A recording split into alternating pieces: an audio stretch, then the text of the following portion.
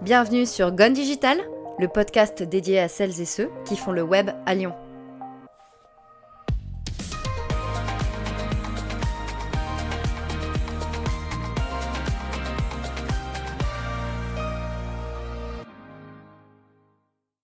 Et bonjour à tous et à toutes, j'espère que vous allez bien ce mois d'août.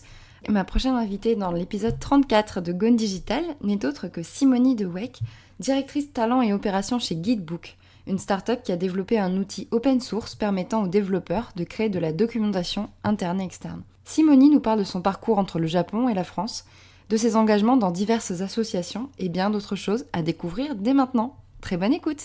Et bonjour Simonie. Bonjour Alice. Comment ça va ? Très bien. Super, merci de venir dans ce podcast.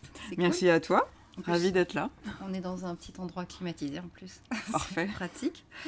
Ma première question toujours, c'est est-ce que tu viens de Lyon ? Alors non, je suis lyonnaise de cœur, parisienne d'origine et installée à Lyon depuis 2 ans et demi. 2 ans et demi ? Oui. Ça fait pas beaucoup finalement ? Non, mais la meilleure décision de ma vie, je pense. Ah ouais, carrément ? Ouais, j'aime beaucoup Lyon. Lyon te le rend bien, je pense. Oui. Quelle relation est-ce que tu as avec le web ? J'ai toujours eu un grand intérêt pour le web.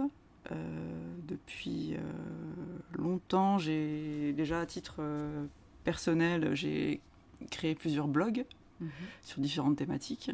D'accord. Et voilà, j'ai toujours aimé ce côté interactif qui permet de traiter différents sujets, un grand lieu de curiosité, de conversation, d'échange, de connaissances. C'est vrai. Ça a toujours été un fil rouge aussi dans ma carrière. D'accord. Et c'était sur quoi tes blogs ? C'était sur quelle thématique ? Alors, j'ai eu plusieurs thématiques vraiment variées. Okay. Les voyages, la cuisine, les femmes entrepreneurs que j'interviewais. Chouette. Voilà. Ah ouais. Trop bien. Tu te retrouves dans le... Un peu, ouais. côté inverse. C'est chouette. Si tu devais changer quelque chose justement dans le web, ce serait quoi ? Je dirais tout le côté malveillant.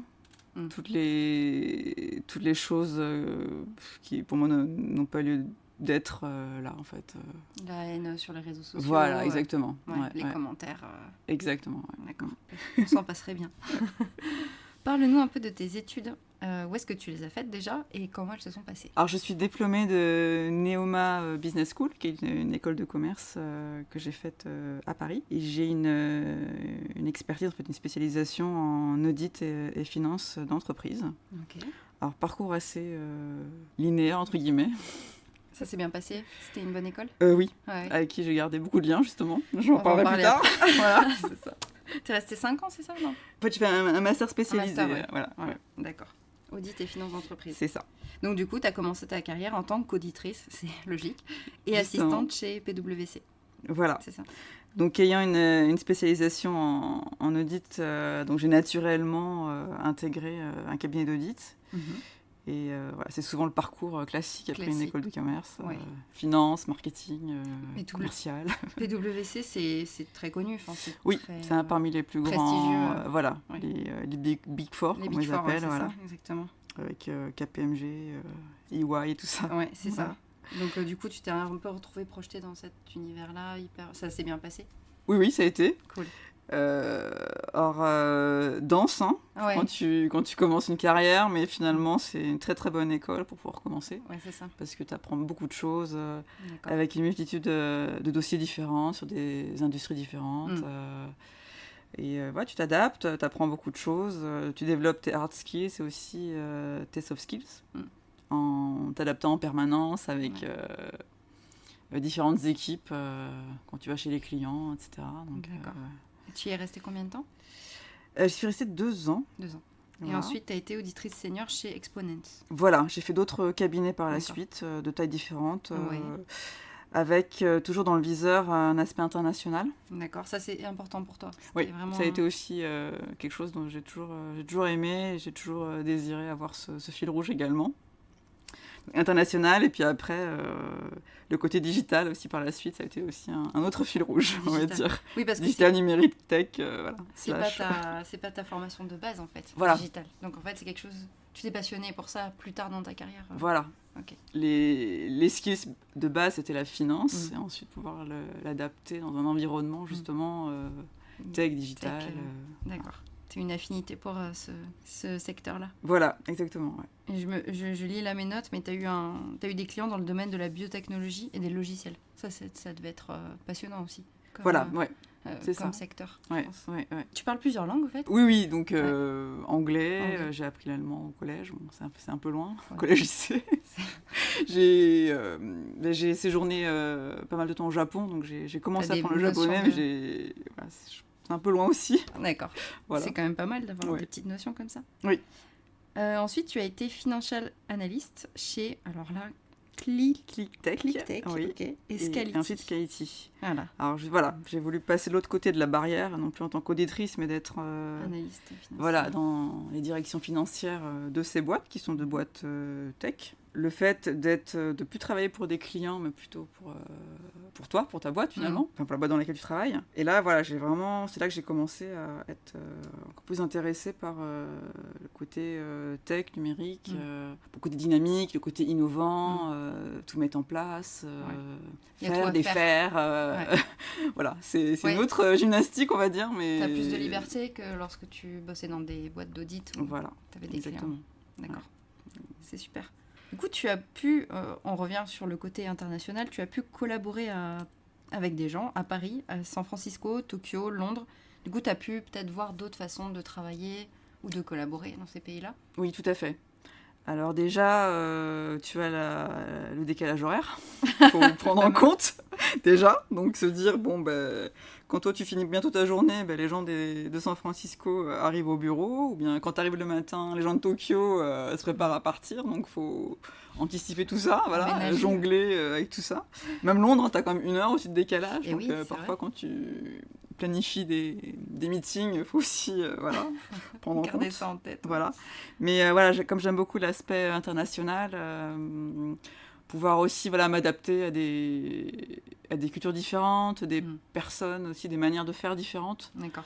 Alors je dis pas que tout est facile, évidemment. Oui, bien sûr. Mais c'est un côté challenging que j'ai bien aimé, quoi. Ouais, ça doit être sympa. Ouais. Il faut juste faire gaffe au jet lag. C'est ça, exactement.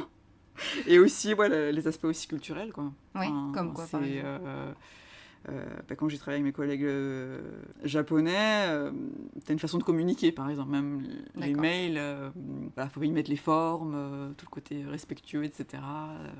Officiel, solennel. C'est ça. Et limite, faut pas se tromper. Si tu te trompes, faut t'excuser 1 fois. Enfin, moi, c'est les rapports que j'ai eus.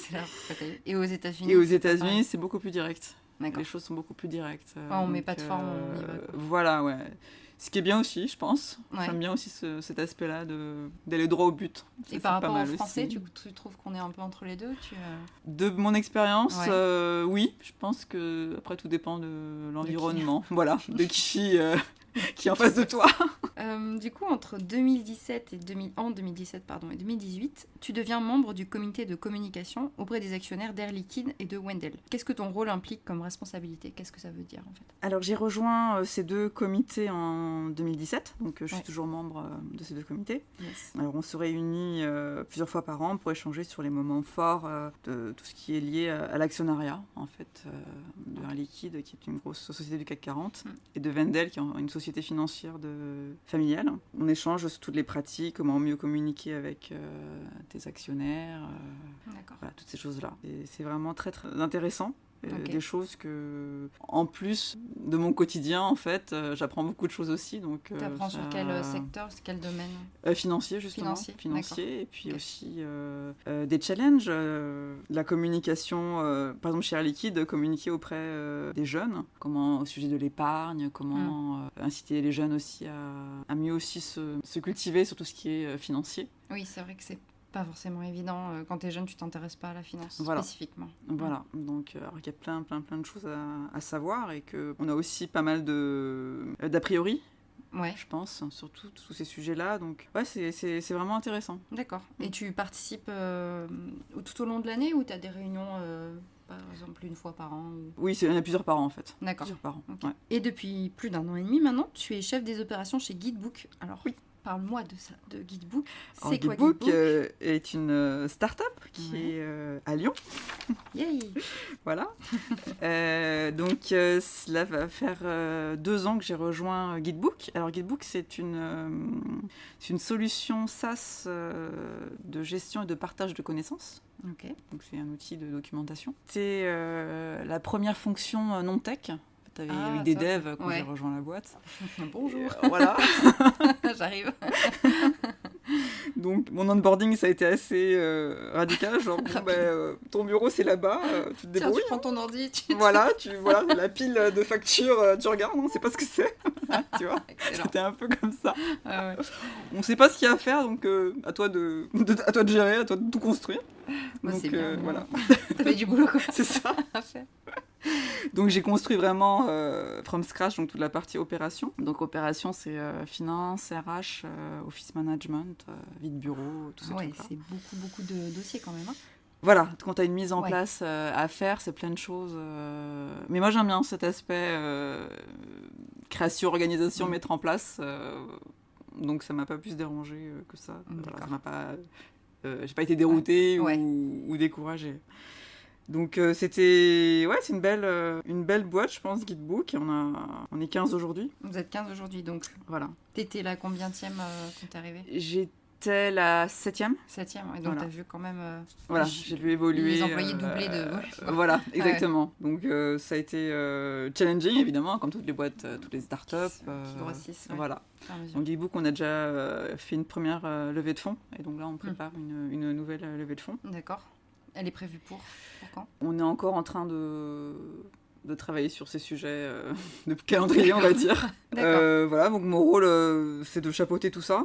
Ouais. Et puis aussi d'être surtout en soutien des fondateurs. Oui, d'accord. Pour les aider sur plusieurs sujets différents, dans le but de scaler la start-up au mieux. Et tu peux nous dire, Guidebook, c'est une solution SaaS, un outil de documentation, tu peux dire à quoi ça sert spécifiquement en fait ? Enfin, moi je sais parce que je suis allée voir le site web, mais pour les gens qui ne savent pas du tout ce que c'est. Alors qui te permettent de documenter en fait tes process. À la base, c'est pour une population plutôt tech, toutes les devs qui documentent pour collaborer ensemble.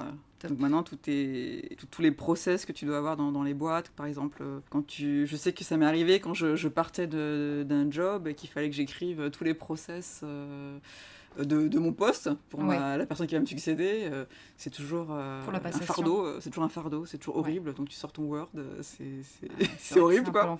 Voilà.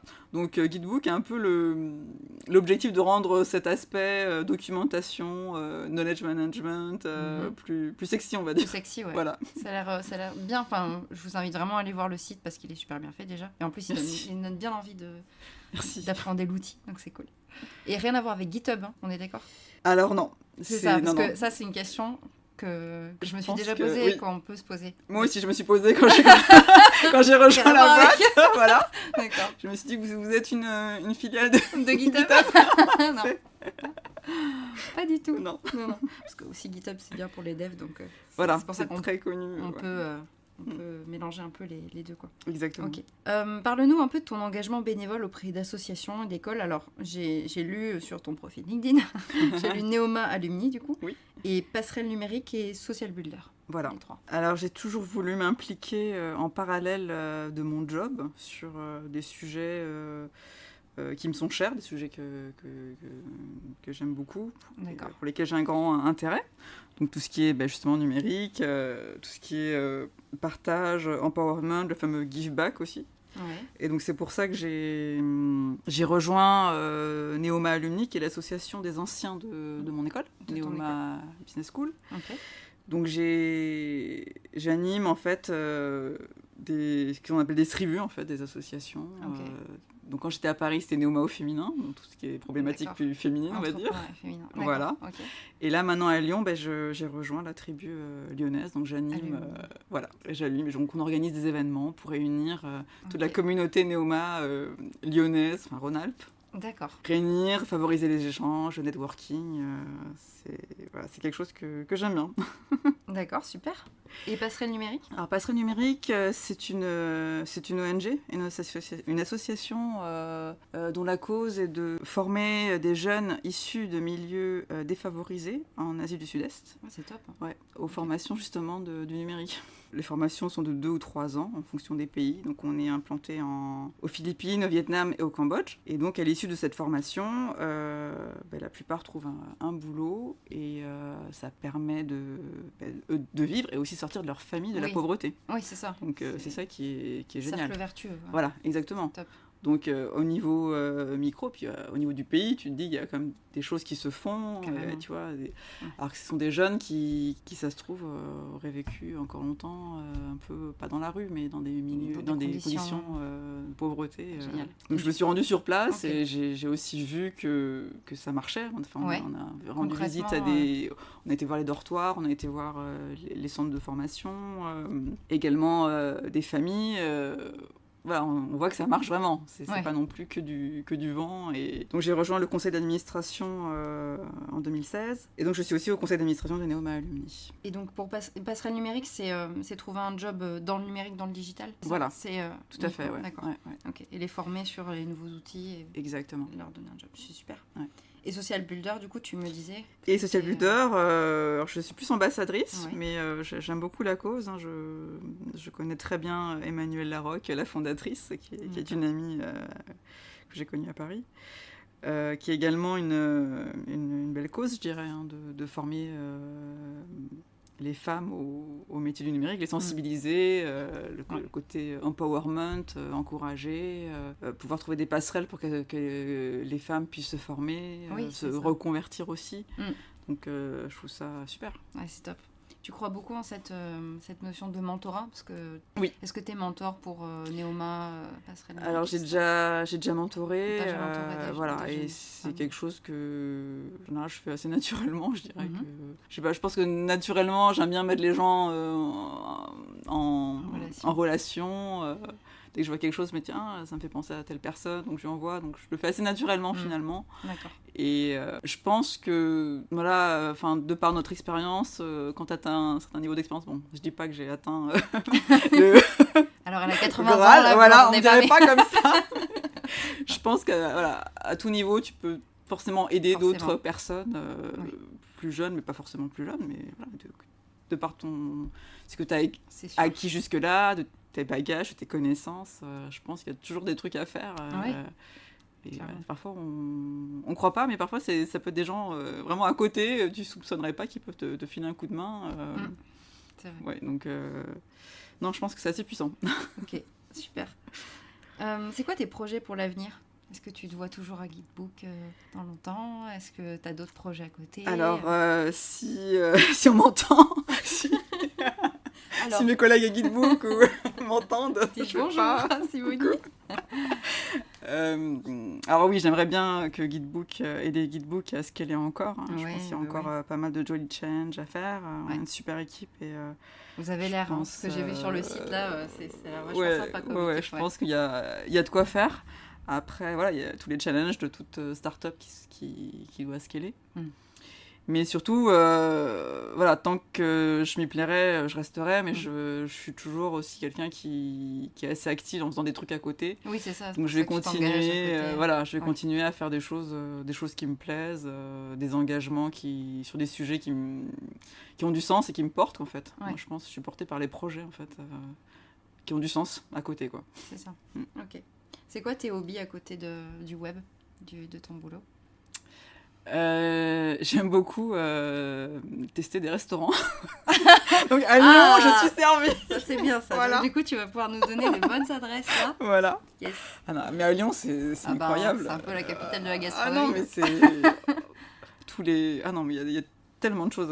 Il y a trop de choses. Voilà, même les bouchons, j'aime bien même les bouchons, tu vois, pour te dire. Ah ouais, carrément. Voilà.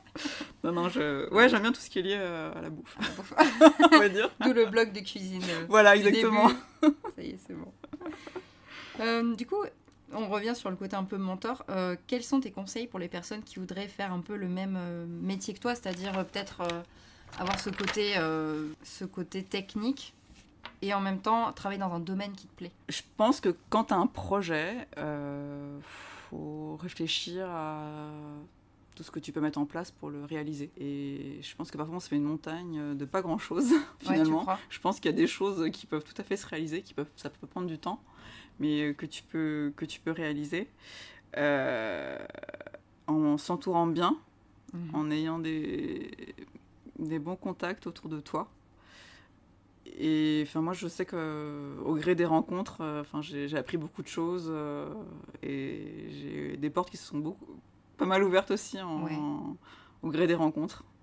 Au fur et à mesure des rencontres, tu as eu des opportunités, tu t'es dit, je vais aller... Les personnes sont inspirantes et t'apportent, te font nourrir aussi ta réflexion, etc.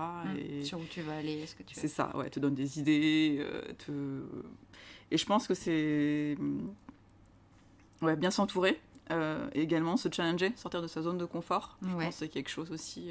Parfois, on n'ose pas, on ne sait pas par où commencer. Tu l'as fait comment, toi, de sortir de ta zone de confort ? Au début, justement, de me dire je n'ai jamais contacté cette personne, c'est pas possible, c'est quelqu'un de haut placé. Pour moi, tu te dis, moi, c'est la petite fille, je peux pas possible, il répondra jamais.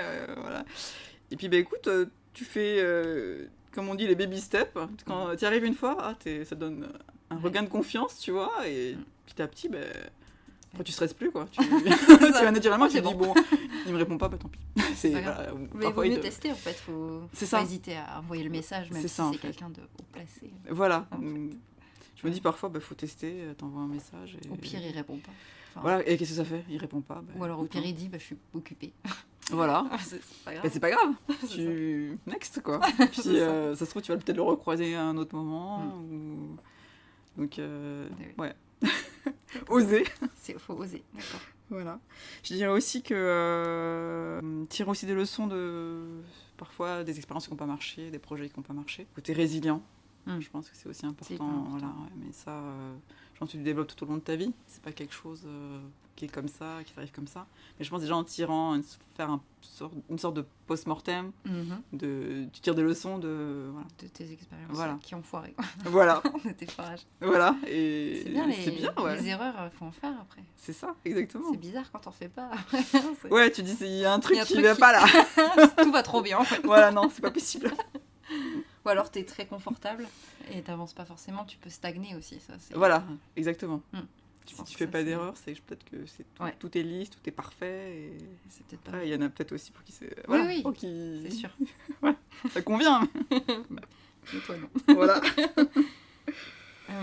J'ai pas posé cette question, mais je vais te la poser quand même. Je l'ai pas mis, mais parce que j'aime bien poser cette question justement. Quel est pour toi un échec dans ta vie professionnelle et qu'est-ce que t'en as tiré comme leçon ? On a tous connu des foirages, ou on peut les qualifier comme on veut, de moments difficiles, de galères. De galères aussi, de trouver sa voie parfois. En fait, j'ai suivi mon conjoint qui a eu une opportunité au Japon. Il y a quelques années. Ne parlant pas japonais, j'ai eu beaucoup de difficultés à trouver un travail. À l'époque, c'était il y a quasiment 10 ans, Internet, il n'y avait pas autant de possibilités sur Internet en fait. Et là, avec du recul, je me dis j'aurais dû utiliser ce temps peut-être pour créer justement quelque chose. D'accord. En lien avec le web, peut-être un business en ligne ou quelque chose. J'aurais dû me former davantage, tout ce qui est marketing digital, etc. Ouais, c'est peut-être... J'ai pensé peut-être après. Un regret que après. Ouais, plus un regret, D'accord. Donc il faut utiliser un peu plus son temps, peut-être, de manière efficiente. Après, y a des moments dans la vie où t'es pas forcément efficace tout le temps. C'est ça, exactement. Tu peux pas tout faire, quoi. C'est ça. Je pars au Japon, je monte un business en ligne. Voilà. Mais bon, déjà, ça m'éclate, les gens qui font ça. Donc. Voilà.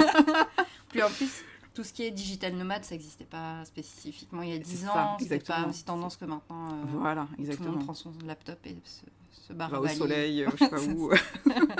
ça se fait beaucoup en ce moment. Oui. Ok, merci en tout cas pour cette petite réponse impromptue. Est-ce que tu peux nous donner des outils fétiches ou des logiciels que tu conseilles ? Guidebook. Guidebook. Je ne connais pas d'autres. Voyons.